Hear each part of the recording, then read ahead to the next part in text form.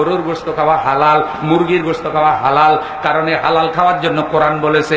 কোরআন বকরিকে হালাল বলার কারণে বকরি হালাল হয়েছে, কোরআন গরুকে হালাল বলার কারণে গরু হালাল হয়েছে, কোরআন হাতিকে হারাম বলার কারণে হাতি হারাম হয়েছে, কোরআন বাইন মাছকে হালাল করার কারণে হালাল হয়েছে, অজগর সাপকে কোরআন হারাম করেছে।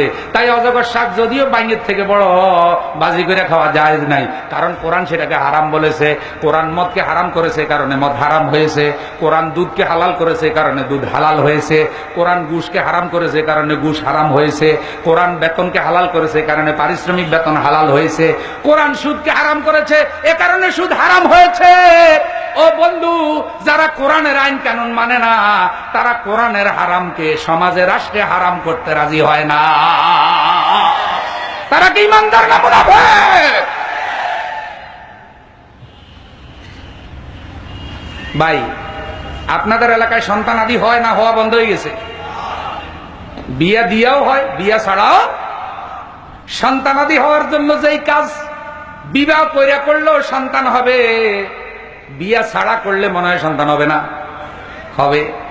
দেখবেন আমাদের কোন কোন জায়গায় বন্ধু, আমাদের যুবক যুবতীদের গিয়ে 2 বিল্ডিং এ সিবাই পাওয়া যায়, গাছতলায় পাওয়া যায়, বাঁশতলায় পাওয়া যায়, পার্কে পাওয়া যায়।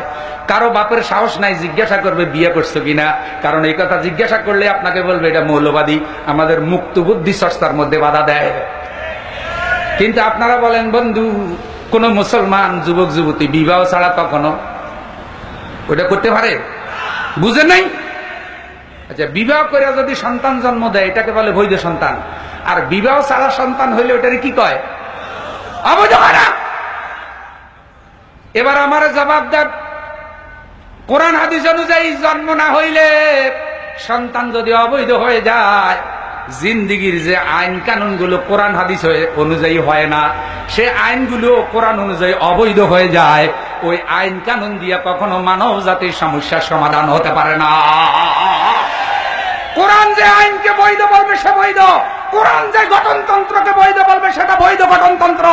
যে গঠনতন্ত্র কোরআন অনুমোদন করবে না, সেই গঠনতন্ত্র মানব জাতির উপরে চাপায় দেওয়া যাবে না। দিলেও সেটা মুনাফিকি হবে, ইমানদারের কাজ হবে না।